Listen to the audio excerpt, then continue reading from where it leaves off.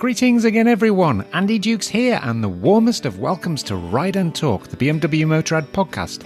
Thanks for joining. By now you'll be familiar with the hashtags Never Stop Challenging and Make Life a Ride, but if you're looking for someone who truly embodies these qualities, you'd be hard-pressed to find a better example than Michael Martin. To some, he's a motorcycle adventurer. To others, he's a photographer, geographer, author, documentary producer, and a speaker at global climate change conferences. To me, he's one of the most interesting blokes I've spoken to over the years, and it was his stunning pictures from his many expeditions to the most remote places on Earth that inspired me to get out on my own bike in search of adventure. The world's changed beyond all recognition in the 4 decades he's been exploring its expanses. But one thing has remained constant: his preferred method of travel to take him and all his equipment close to the stunning landscapes, the wonders of nature, and even the people living life on the edges of existence. You guessed it, he rides a BMW bike and he wouldn't have it any other way. I recently tracked him down, remotely of course, not in the desert this time, but in picturesque Bavaria. Let's meet him now. Well, good morning Michael, welcome to Ride and Talk. It's great to finally have you as a guest on the show. Hello, good morning Andy. So whenever I hear the word desert, I always think of you, Michael. Oh, that's nice. Yeah, I'm the desert man. Yeah. Well, you know, as someone who grew up in beautiful Bavaria, what attracted you to these uncomfortable and challenging extremes of heat and cold? I think it was the big contrast between green Bavaria and the desert areas. I was 17. I was driving to Morocco, to southern Morocco with my moped to see the stars. I was a hobby astronomer, and that was the reason I went to South Morocco for astronomy. And it was my first contact with desert, and it was so impressive. The landscape was so different. The colors were El Dorado for a photographer. I am a geographer, and it's very interesting for a geographer to see the desert without all the vegetation, without all the men who changed our landscapes in Europe so much. So the desert tells you a lot about the Earth history, and it's a big adventure to travel in the desert, and all motorbikers are looking for adventure. Absolutely, adventure, it's what it's all about. And of course, you've seen so much, so many different places in the world. Where would you say is the place that has amazed you most? You know, literally taken your breath away. Oh God, I did 300 journeys in my life and saw so many beautiful landscapes. But if I would choose a country, I can mention 2 countries. One is in Africa, let's mention 3 countries. 2 in Africa. One is Namibia in southwestern Africa. The Nani Desert is incredibly beautiful. And it's Mali in southern Sahara. Unfortunately, no-go area nowadays, but it's so interesting by the people, different tribes and a lot of culture. And in South America, it's Bolivia. It's the Altiplano in Bolivia, the high areas, 4,500 meters high, lagunas, salt lakes, and active volcanoes. Yeah, I've seen a lot of photos from that particular desert in Bolivia, and it's definitely on my bucket list now. You've taken thousands of photographs of environments that are rarely visited and seen by the outside world, and shown many of them, of course, in your lecture tours and presentations. If you can, I'm trying to find out which photograph you're most proud of and what the story was behind it. I think I did in my life 10 or maximum 20 photographs which I really love, which are really impressive.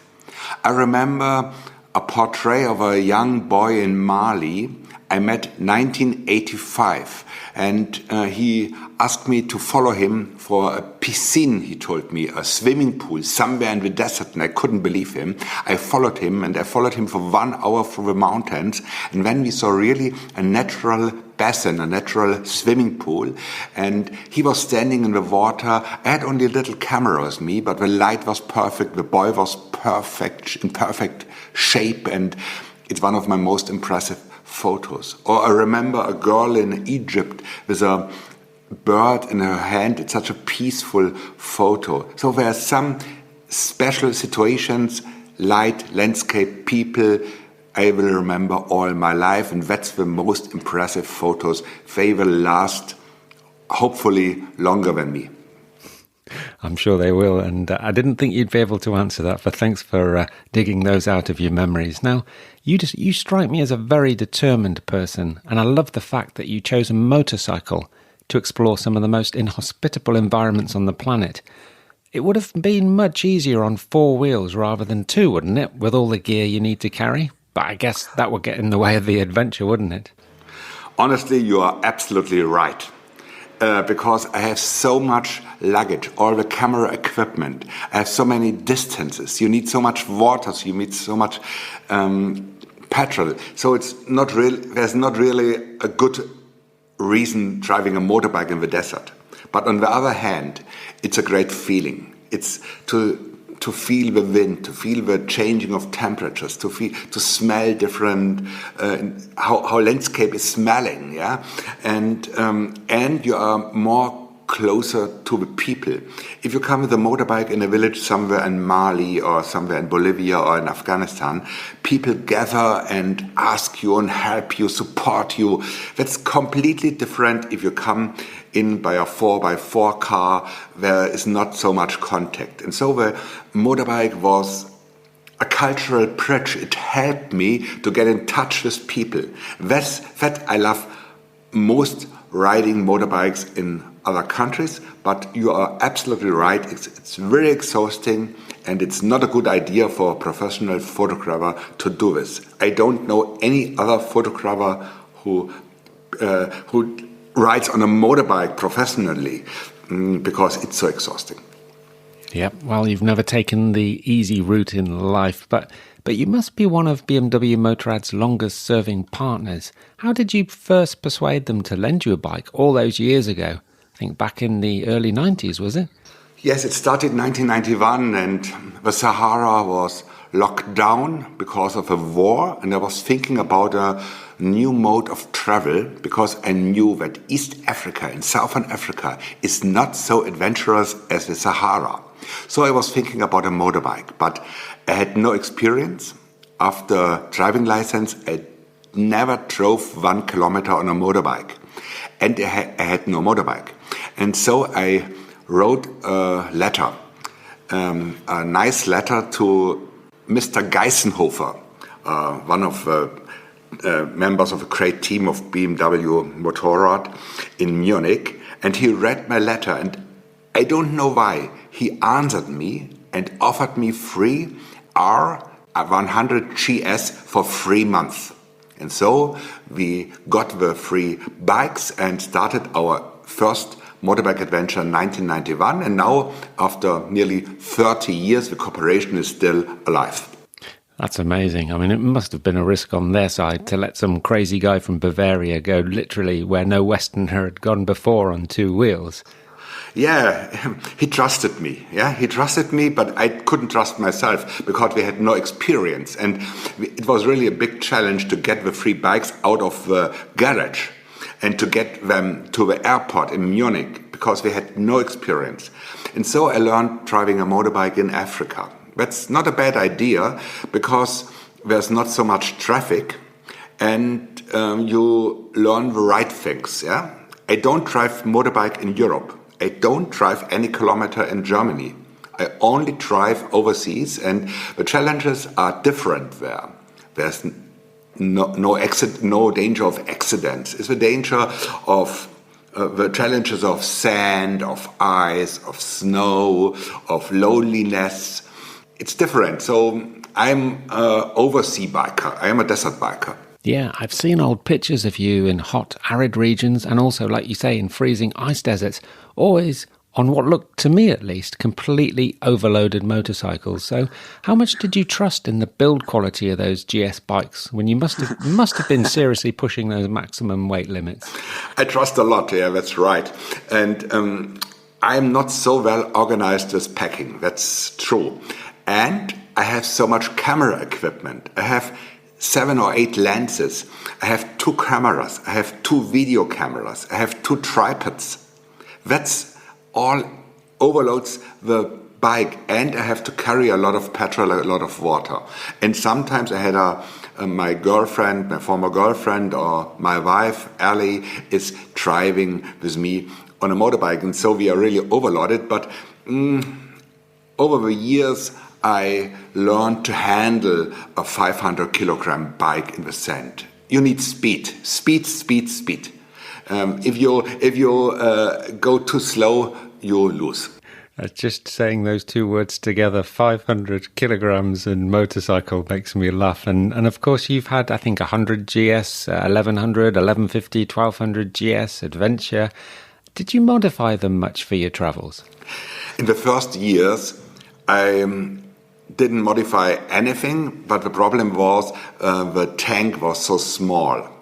Then Touratech appeared on the market and gave me a big tank. They gave me some equipment parts, but after the collapse of Touratech, the cooperation was over. And the last years, I use original BMW bikes because the Adventure version is so well equipped. The boxes are done by BMW and all the stuff you don't need anymore for an adventure. And I don't think a motorbike should be a Christmas tree. Yeah, I see sometimes motorbikes overloaded with extra lamps and stuff, and that's too heavy and too expensive. You don't need this stuff. I totally agree with you, yeah, but we've all made the mistake, I think, in the past. I mean, I know I've dropped a fully loaded GS in the heat of the desert and in the cold snow of the mountains, several times, in fact. And from personal experience, this can be physically and mentally exhausting. But how did you get your mindset right for a journey across, say, the Sahara Desert, when this is going to happen all the time? I bet your sand riding skills have improved over the years, Michael. I wouldn't do these journeys without a mission. My mission is taking photos, getting stories, and to present the stories and the photos in books, lectures, and TV films. And that's a big mission for me. That helps me. And I think I wouldn't get up at 4 o'clock in the morning for climbing a dune or climbing a mountain in the coldness. I wouldn't do it without this mission. And and physically I'm quite tough, and I'm very lucky. Yeah? I had no big accident until now, and I can handle it. My partners sometimes are really exhausted.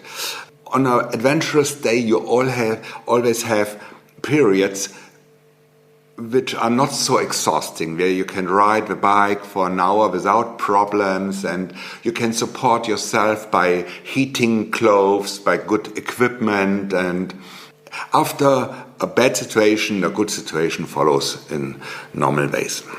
Yeah, that's a good way of looking at it. And of course, getting your mindset right is important. I think one of the things that I found difficult to deal with at times is isolation. I think the most isolated I ever felt was in the Australian outback, where one day I hadn't seen another person for about 6 hours, and I only had those wedge-tailed eagles for company, you know, the ones that always soar above you whenever you stop the bike for a rest.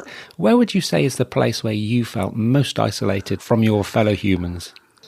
Indeed, it's Australia also. Australia is a well-developed country, but there are some really lonely parts. And if you cross the remote areas of Simpson Desert, or if you go the Cannon-Stuck Road in Western Australia, you don't meet anybody for days. I remember the Gary Highway, or the Kitson Track. That's a bomb roads built for rocket testing in the 60s. And this roads, not really roads, dirt roads, are extremely extremely lonely.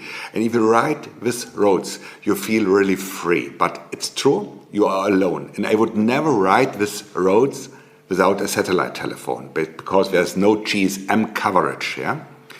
And in other parts of the world, the deserts are not so lonely. Even in Sahara, there's a lot of traffic, refugees, smuggler, caravans. You meet small villages, and the GPS changed everything, because nowadays I know where's the next point I could get support. In the 80s, early 90s, we had no GPS, and I felt really lonely. But with a GPS and with a satellite telephone, it helps a lot. Yeah. So in the early days, back in the 80s, like you say, how did you navigate? Did you just use paper maps, or did you ever get completely lost somewhere? No, I never get lost. I had really good maps in Sahara deserts, EGN maps or pilot maps, and the problem was you have to compare the landscape with the map.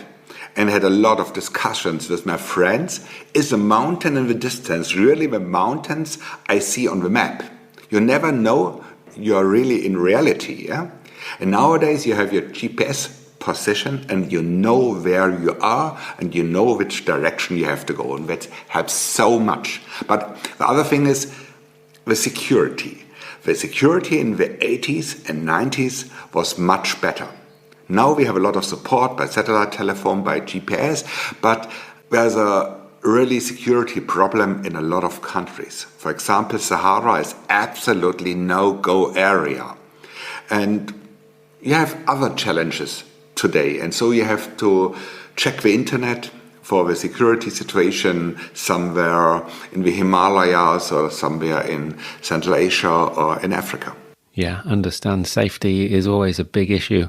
But of course, there's the other side of that where the kindness of strangers makes a complete difference to wherever you're going and the experience you're having. And I just wanted to ask you, have you had situations throughout your travels? Because what surprised me is you can be in the middle of nowhere and stop your bike, and then people just suddenly appear, almost as if from nowhere. And it happens time and time again. And these are people that are often there to help you or give you something or just want to speak to you. Do you have any stories of, getting yourself, where local people have come and helped you or found you or supported you in some way? I got a lot of support by people who showed me the direction, who gave me petrol, who gave me some fresh fruits. You have so good experience all over the world. I met some oil engineers in Saudi Arabia at an oil station who offered me fresh fruits in the middle of a desert, or lorry drivers in Afghanistan offered me free petrol. All your experiences, nearly all your experiences are good all over the world. There's a very, very small part of people in the world who are dangerous. And the challenge is to get the feeling who is dangerous and who is a good guy, good or bad guys. And 99% are good guys. And you must be sensitive to check who is a bad guy. But you feel it. You feel it. And so I inform by internet. Some areas I avoid absolutely.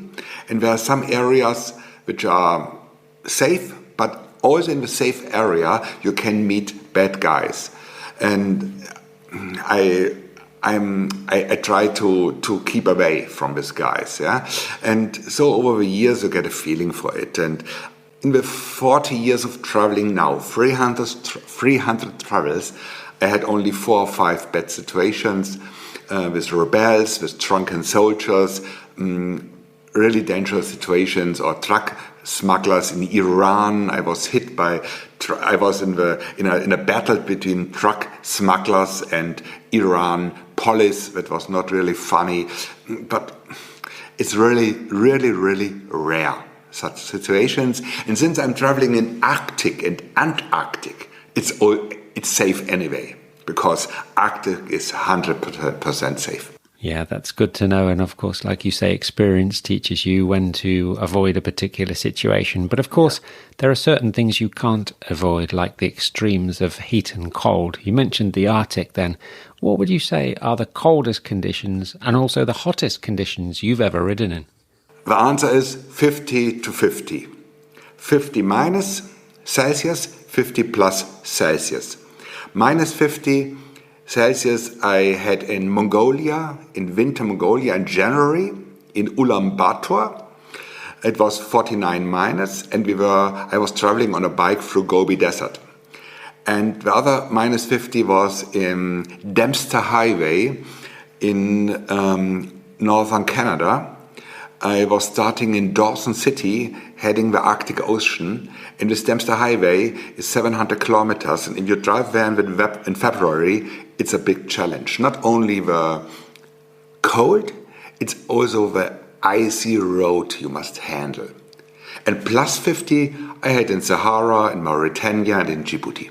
Wow. So in the minus 50, did you have spikes on your tires or? Absolutely. Without spikes, not possible. But the spikes only help on ice, on frozen lakes, on frozen ocean. The bikes help a lot. But on snow surface, if the highway or the dirt road is covered by deep snow, it doesn't help.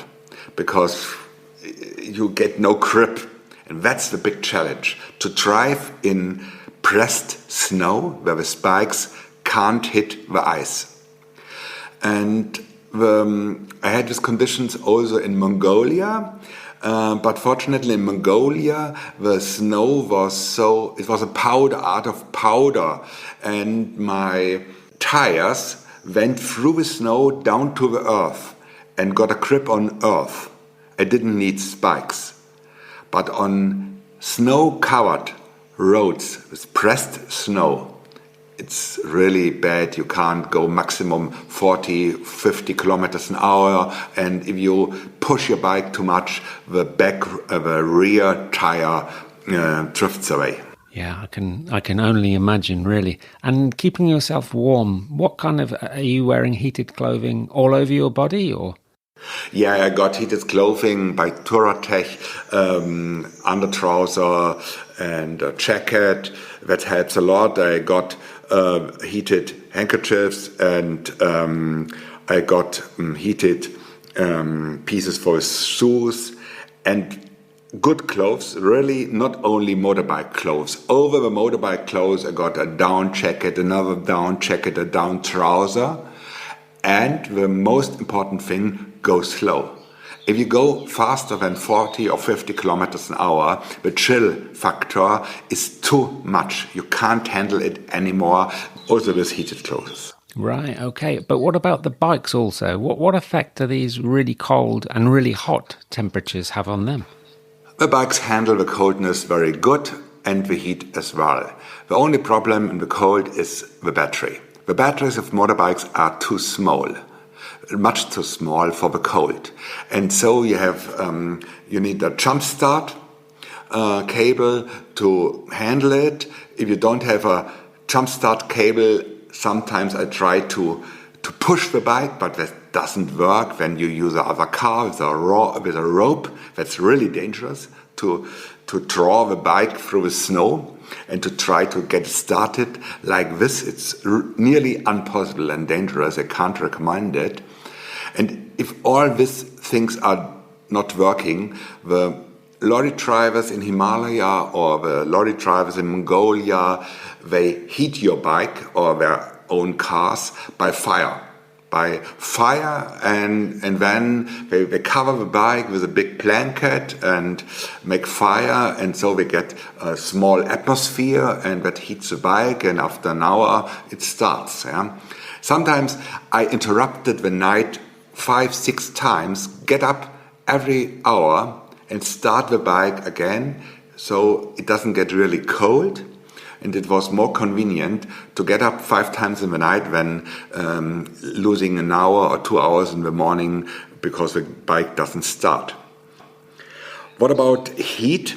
The cooling of the motorbikes, of all modern motorbikes nowadays, is so perfect. Water-cooled or air-cooled, it doesn't matter. Yeah? I never had a problem with cooling. In the former 80s, I had a lot of cooking water in my radiator by cars, by the Peugeots or Volkswagen, or these cars were cooking. Yeah. Now I think the bikes are much they have stronger motors like a car, and they are not so heavy like a car, and they have only 2 wheels. And so it's easier for a bike to drive in the sand, and they don't get so hot like a car. Yeah, understood. It's great to know that you can rely on the bikes, on the technology and the the engine technology. But what about your camera equipment? Because I guess digital and battery technology has improved massively over the years. I mean, and the old days of, camera film breaking inside your camera due to the cold are now a distant memory.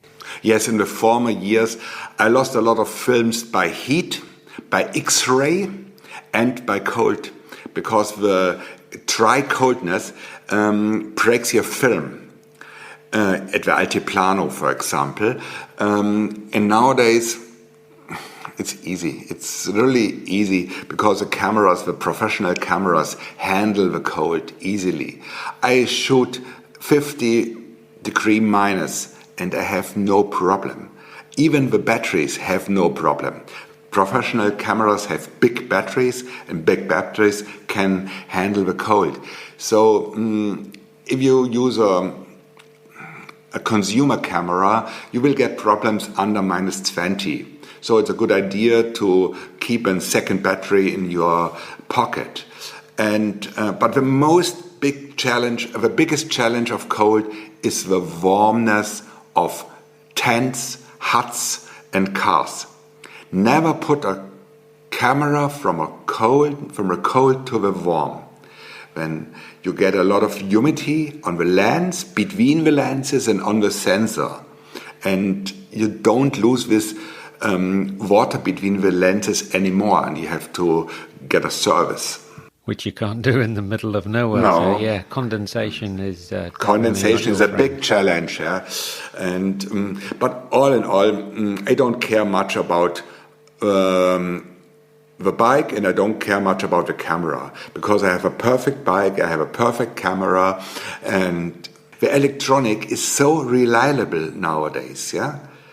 It works, it just works. I have to care about myself and not about my bike. Yeah, that's good. So, you're a popular speaker at global climate change conferences. How have you seen these desert environments change in just the past 3 decades that you've been exploring them? 2 things. It's a climate change and it's a desertification.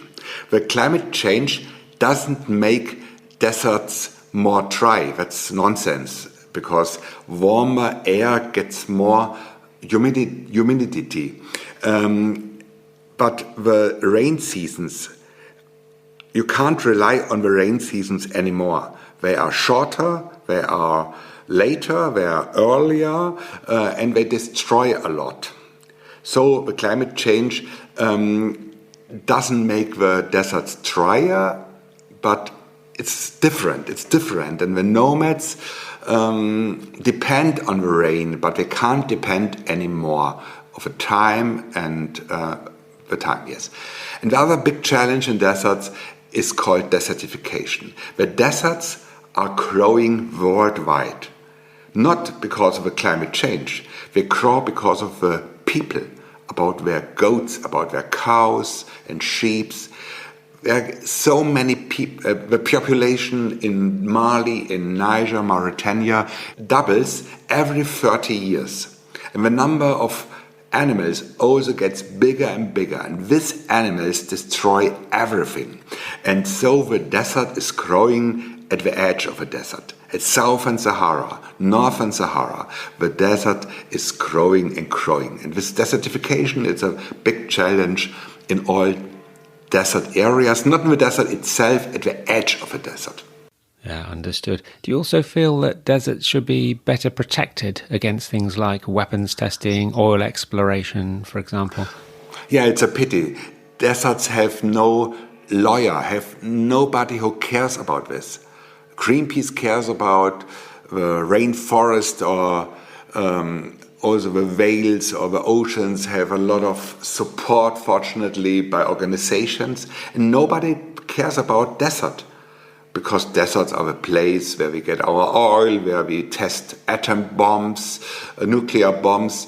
And I try to build up a lobby for deserts. I try to show people, to tell people how beautiful deserts are. They are part of our nature and they must be protected. And that's a part of my work. Brilliant. Now, you once told me that another one of your aims is to inspire people to see the world. Do you still feel like a motorcycle is the best tool for doing this? I think a motorbike attracts a lot of people.